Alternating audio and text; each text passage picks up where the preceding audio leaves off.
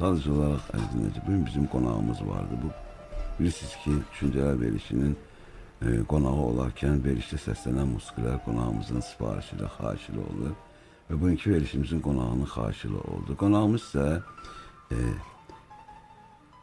Azərbaycan Yazıçılar Birliyinin və Dünya Gənc Türk Yazarlar Birliyinin üzvü, şair, 2007-ci ildə Qafqaz Media İctimai Birliyinin təsis etdiyi Qələm Fəxri Fərmanı və mükafatına layiq görülmüş Heydər Ələddinoğludur.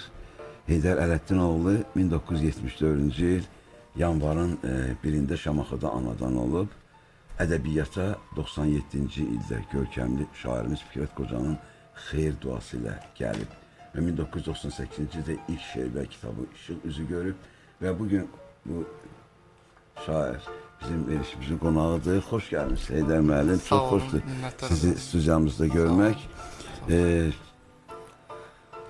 Belə bir sualla istəyirəm başlayaq verilişimizə. Çox istərdik ki, bilək Heydər Ələddinoğlu ədəbiyyata nə vaxtdan gəldi və özündə olan poetik duyğuları hansı yaşdan hiss eləməyə başladı? Azad müəllim, rəsmi olaraq ədəbiyyata gəlişim 97-ci ilin dekabr ayının sonunda görkəmli şairimiz Fikrət Qocanın məni ədəbiyyat qəzeti vasitəsilə ədəbi ictimaiyyət təqdim etməsi vasitəsilə başladı.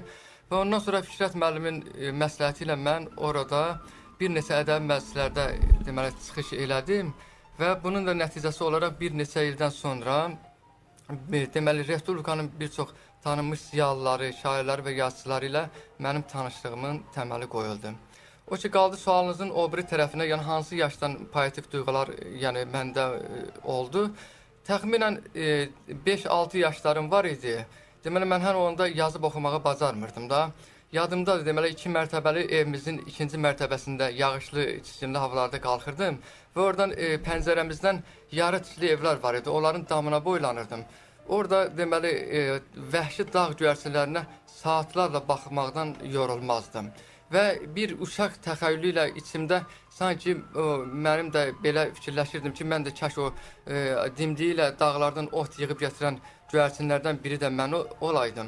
Və sonradan get-gedə özümü dərk eləməyə başladıqdan sonra məlum oldu ki, sən demə, mənim o uşaqlıq təxəyyülümdəki o göyərçin olmaq istəyimdə, sən demə elə mənim o poetik duyğularım, coşan ilhamım imiş ki, göyərçin qanadlarında səmanı, dağları, düzləri dolaşaraq içimdəki o poetik duyğuları kağıza köçürməyimi mənə təhrik edir. Çox sağ olun, təşəkkür edirəm Heydər müəllim. Mən dinləyicilərimizə telefon nömrəmizi xatırladıram. Bugün ola bilər verilişimizin qonağı haqqında ürək sözləriniz olarsa və yaxud verilişimizin qonağına Heydər müəllimə suallarınız olarsa 596-71-04 telefon nömrəmiz. Bu telefon nömrəsi vasitəsilə birbaşa studiyamıza əlaqə saxlaya bilərsiniz.